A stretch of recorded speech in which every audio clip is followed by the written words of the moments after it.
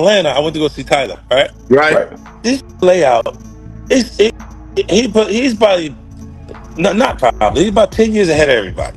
Harvey, I gotta ask you, how was it meeting with 50 Cent? I know he came to Tyler Perry Studios. He welcomed you with big arms. I'm so proud of him, man. He's amazing. He's amazing. Him and Tyler Perry can't play a man to save their life. They play good women, and I believe that the best actor should be in the best role. We put too much pressure on Tyler Perry. You know what I mean? He ain't put nobody on. The people that been in his productions, they not famous. All of them can walk through the mall without security. Be what you're gonna be, but put your people on. Due to his recent shady actions, such as flirting with Drake and now collaborating with none other than Tyler Perry, an increasing number of 50 Cent fans are losing faith in him. And surprise, it's not just the fans who are rebelling.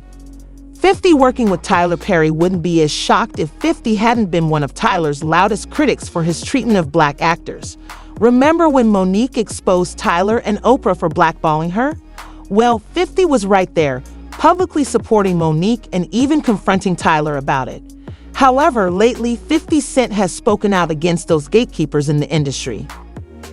His decision to partner with people like Tyler and Drake has been met with criticism from fans who believe he is an opportunist who is just looking to make money.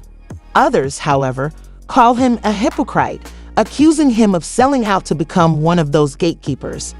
50 has been acting strangely, connecting with all of the people he once criticized. Is Katt Williams correct in assuming that 50 has turned into one of the gatekeepers? And what specifically did 50 say regarding his partnership with Tyler Perry and the accusations made against it? Allow us to dissect everything. If you a gay person and you in there, put some other gay people on. Put somebody on. Or don't be wondering why people keep saying gatekeepers. Because clearly, y'all are keeping these gates. Katt reveals Tyler. To set the scene, there has been a lot of talk recently about Tyler Perry and his allegedly bizarre antics, such as allegedly pushing his preferences on male actors. Actor Brandon J., who starred in Tyler Perry's Meet the Browns, recently revealed some shocking information on TikTok, saying that Tyler forced him to play a gay character even though Brandon had originally been cast as a high school student battling bullies. But wait, there's more. Brandon claimed that Tyler changed the script once more later on, seemingly to see how far he could push him. Tyler made a last-minute decision to change his character's gender and determined that he would now be gay and crushing on his bully. You have 15 minutes to work on your script and we're about to start filming. I go into hair and makeup for them to touch me up and I start to read the script and I see that Jeffrey is no longer gay. So far today, I've been given 3 new scripts and my character has been changed twice. However, these allegations against Tyler Perry are just the tip of the iceberg. There's another interesting side to this tale that relates to Tyler and his purported agenda. Tyler's work in Hollywood entails pressuring black actors to put themselves in some pretty compromising situations off-screen in addition to wearing dresses, according to word on the street. You surely heard the long-running rumors that Tyler might be on the disabled list. Some fans have even gone so far as to think that Tyler is projecting his orientation onto other black actors, but Katt Williams isn't buying it. In a since-revealed video, Katt refers to Tyler Perry as a drag queen and implies that Tyler is concealing who he really is. I'm saying I don't have any hatred in my heart for Tyler Perry because he works hard. But he is a drag queen. Let's be very honest. A drag queen is somebody who works in drag. Do you know who Medea is, sir? That's a in that dress, sir. That's not nobody's grandma. Seems kind of to me that you could be a famous entertainer and make billions and billions of dollars, but the one thing you can't... Now, to be clear, the problem here is not Tyler Perry's sexuality. Rather, it is the rumors that he uses his influence to coerce young actors into doing certain roles. The most recent person to spill the beans is media star Christian Keys, who disclosed that 2 wealthy and influential men had reportedly approached him for years and attempted to push their way into his life. Christian did not identify the men, but Tyler Perry is rumored to be one. I've kept one of these on me since '05. Whether it's a keychain recorder or a pen, because most predators would check your phone. And once this started, I was like, well, I got to protect me, because I'm saying no, and I don't want this person, as powerful as they are, to try to get in the way of my work. So I started recording. So I have them offering me money to take my clothes off. I have recordings when I wasn't working with them or for them.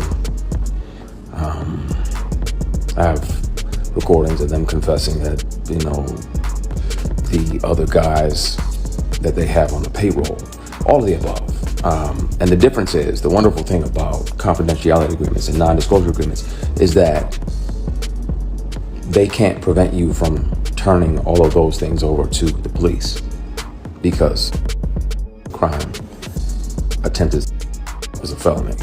After Christian made his claims, social media went crazy as everyone tried to piece together what had happened. Diddy's name was first on everyone's lips because of all the recent drama surrounding him, but most people now seem to believe that Tyler Perry and billionaire Robert F. Smith, the CEO of Vista Investment, are the two men who harassed Christian. According to Christian, these men just wouldn't take no for an answer. They kept coming at him for years, showing up at his place and inviting him over to theirs. That biographical film, Maxon's Baby. The Tyler Perry account, which was released a few weeks prior to Christian's account, and the other purported suspect, Robert F. Smith, was the subject of everyone's belief that he was discussing. After meeting with the high-profile investor to acquire finance for his business, Christian claimed that things took an odd turn. The investor allegedly invited him to a different conference room, which turned out to be a private suite. After changing into pajamas in a row, he offered Christian champagne and strawberries. Christian then hinted that the same man was now paying his HBCU tuition. After putting together the puzzle pieces, social media sleuths speculated that Robert F. Smith, who had previously contributed $8 million to an initiative for HBCU students, would be the person identified. Yeah, he came back in, grabbed a strawberry, sat down, and I was like, yeah, I'm leaving. You got my presentation, I'm going. He's like, are you sure? I said, yeah. Yes, I'm sure. I'm sure. He's like, are you sure? That second, are you sure, means if you don't stay and do what I want, you're not going to get what you're hoping for. Now, this particular guy's out here paying tuition for entire classes of HBCUs. Keep in mind that this is only the beginning of Tyler Perry's troubling. Fans of his behavior are also criticizing him for stereotypically depicting the Black community in his films and for passing up hiring writers who could give his narratives more depth. Careless Stereotypes, in case you overlooked it, The Black, a new film by Tyler Perry featuring Megan Good and Corey. The film Hardwick has received a shocking 0% on Rotten Tomatoes. Yes, you read that correctly. A big fat 0. This is Tyler's lowest rating ever, surpassing even the 5% he received for his 2017 flop, Made a Halloween. And guess who is probably sulking because he has been outing Tyler for years and exposing him for degrading Black actors. And he's parlayed it into bought his own jet. You can buy a jet, you got money. But at the same time, for me, just imagery is troubling. The Oscar-winning director and screenwriter Spike Lee is well known for his documentaries and films that address important social and political issues such as poverty, urban crime, and race relations. Tyler Perry, on the other hand, is best known for his media persona, which many view as a demeaning Black stereotype from which he makes money. However, these are only the surface issues. Tyler has also been connected to some dubious characters, such as some shady prosperity preachers who are also close to Diddy. Perry, and push the baby out. We'll come upon you right now. Keep you in his hair. God, I thank you for your blessing.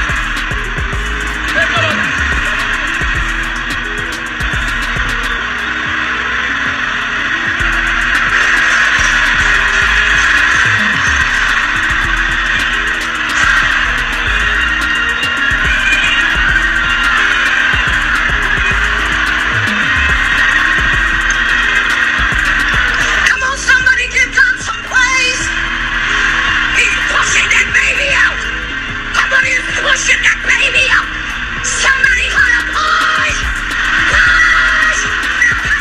To understand why Spike has been so critical of Tyler, you must see how Spike uses cinema to tackle serious issues.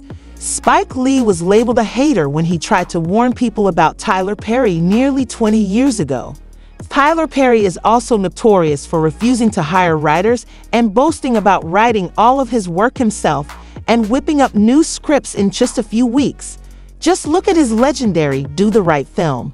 Spike wasn't merely creating a film, he was delving deeply into political cinema. About the title is that everyone has their own interpretation of what is the right thing. Not only in the audience, but the characters in the film too.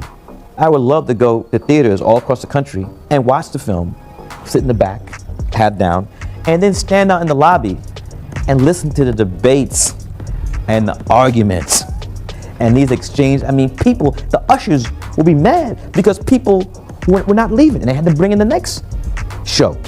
And that was really what we wanted to try to do with that film, to really spark discussion, exchange of ideas, debate about race. Whether it's the 1963 Baptist church bombing or the Rodney King beating case, Spike's award-winning documentaries are as fearless in delving into America's dark past.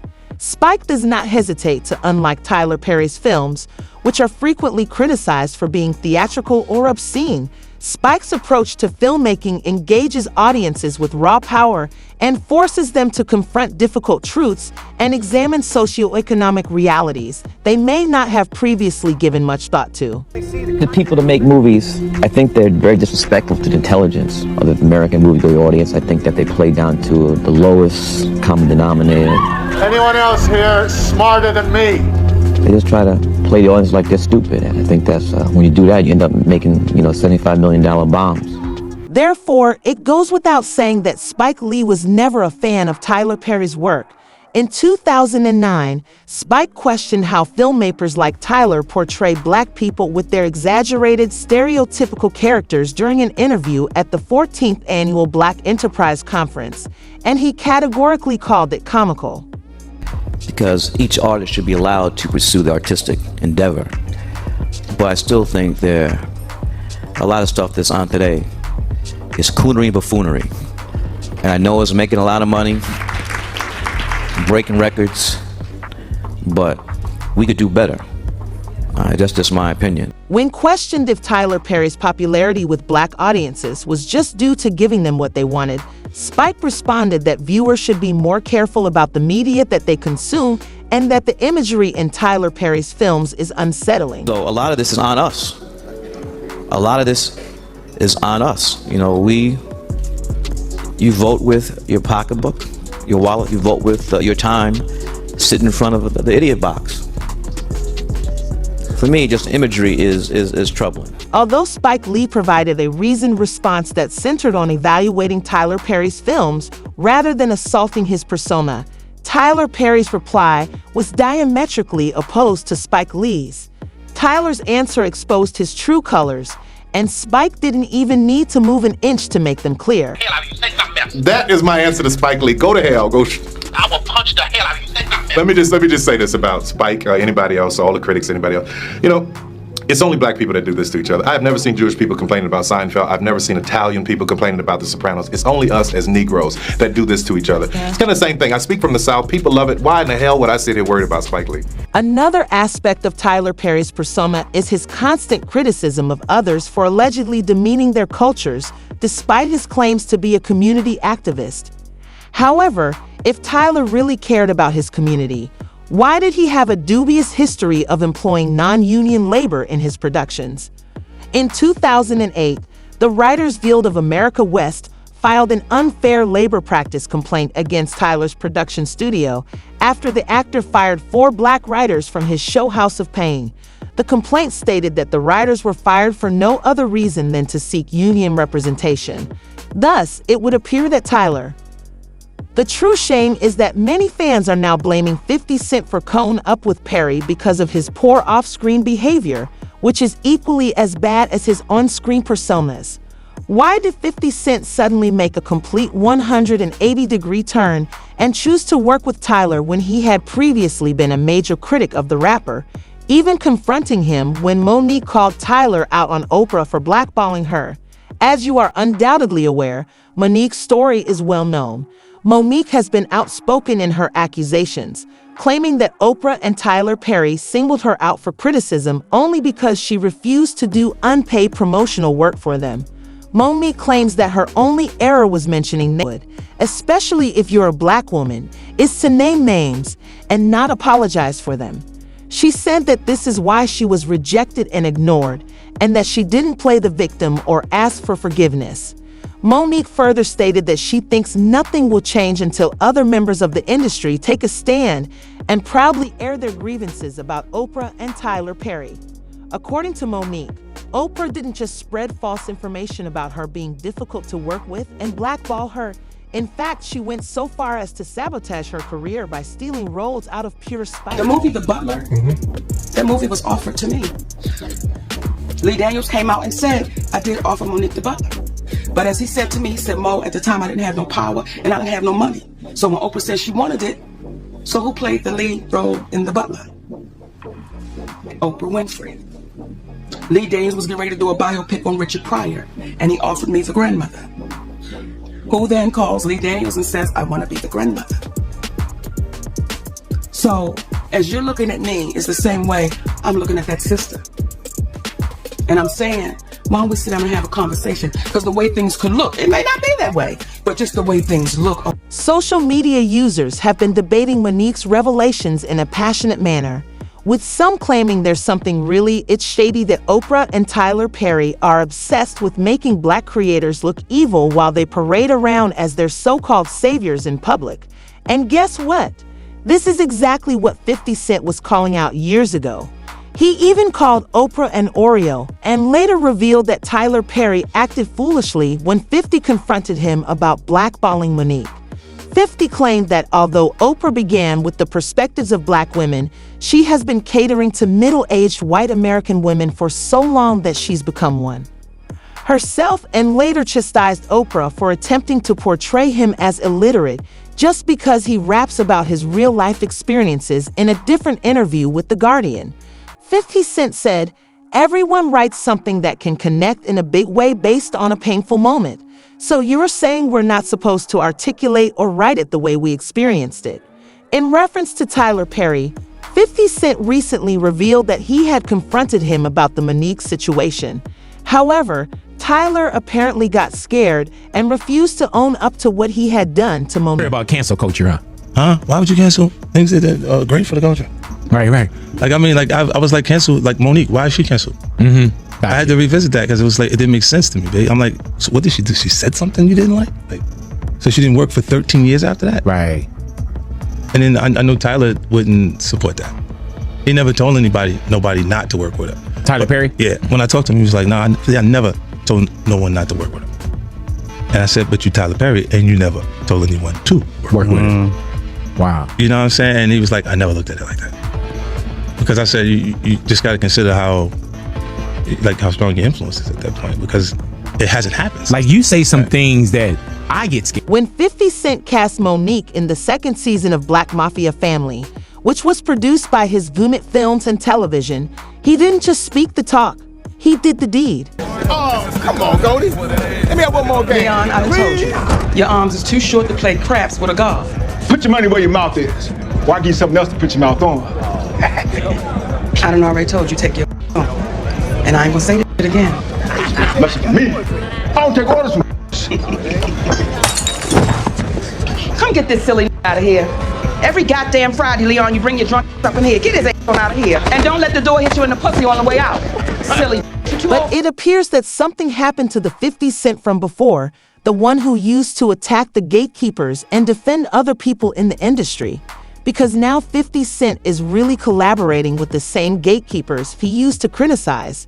Because 50 Cent supports Tyler, there have been a lot of theories on social media over the past few months suggesting that something strange is going on with 50 Cent because he's now hanging out with the same people he used to make fun of. As if getting together with Drake wasn't enough in the midst of Drake's beef with Kendrick Lamar, 50 Cent also announced a significant collaboration with Tyler Perry earlier this month. When T-Haz asked Tyler about his feelings for the Gimmick mogul when he was signing autographs in New York City, Tyler complimented 50 and said he was really happy for him. When asked if he would like to work with 50, Tyler said, "If he wants to, I love that dude." Harvey, I gotta ask you, how was it meeting with 50 Cent? I know he came to Tyler Perry Studios. He welcomed you with big arms. I'm so proud of him, man. He's amazing. He's amazing. And he's blowing it up out of the water. He's blowing out of water. Super proud. Can we see any collaborations with 50? What's that? Can we see any collaborations with like you guys? If he wants to, I love it. Now go ahead, and a few days later, 50 released a video of Tyler congratulating him and stated, "Big collaboration coming soon. Sprinkle a little Tyler, sprinkle a little 50, and boom, you can't beat it." This effectively confirmed plans for a project between 50 and Tyler. I'm not sure exactly when 50 began to grow close to T.Y., but just last month, 50 revealed that Tyler had invited him to his Atlanta studio. History is being made. A banner reading Tyler Perry Studios welcomes 50 Cent, and Goomit Tyler welcomed 50 Cent when he arrived at the studio complex, as 50 shared pictures of his visit to the site on Instagram. And 50 also smiled for a picture, captioning it, "I'm leaving no room for error," and in the male Tyler Perry. "It's crazy to see," to which the fan clapped back, "But y'all better stop playing Tyler. We'll have y'all up." April, Tyler showed me something that really inspired me. He said, "Dude, Loki is becoming, he ain't no sucker. Don't get it effed up now." Later, in a recent interview with Hip Hop Nation, Tyler received even more praise from 50, who said that he's 10 years ahead of everyone. See Tyler, right? Right. This day out, he's probably, not probably, he's about 10 years ahead of everybody. Yeah. Yeah, facts. And then you're going, from there, like at this point, like I'm sitting there talking, he's like, "That you guys is crazy." It's that, like we was talking about the Power Series and stuff like that, it's been #1 in African American and Latino households for 10 years, right? But he's going, "How much you paying for that?" I said, "Man, I'm paying a lot for this." Like, the money that is being put into it to make it that, because it's premium, it's super high quality. His model though is like, I'm not gonna lower the quality of the material that I'm producing, but I gotta get into his deal structure. The way he's doing it. And it's actually, now I'm moving into actually being able to provide production services and stuff like that. But if it's not at my studio, I want it at Tyler's. Right, okay. What's up with 50 Cent these days? Has he always been an opportunist who only makes moves to further his own success? Was he just acting as though he cared about treating black entertainers fairly when he backed Monique and accused Tyler of blackballing her? Or is there a deeper reason for his sudden closeness to Drake and Tyler?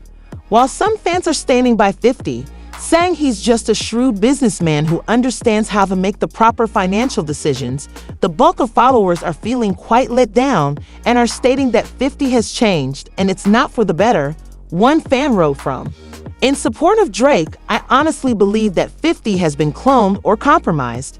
In the early 2000s, 50 was just one user, whereas 50 is his nemesis." There was a comment made by someone who said, "I'm the biggest 50 Cent fan on earth, and I agree that this is very unlike 50 Cent. I now see why Lloyd Banks don't with 50 anymore." And another who said, "I'm just a more street version of Jay-Z, to be honest. He's always been a sellout too. Is 50 Cent a sellout or just a shrewd businessman? He will sell out for $1 faster than anyone else." What do you think of 50 Cent teaming up with Tyler Perry and Drake? Don't forget to leave a comment below and watch the next video.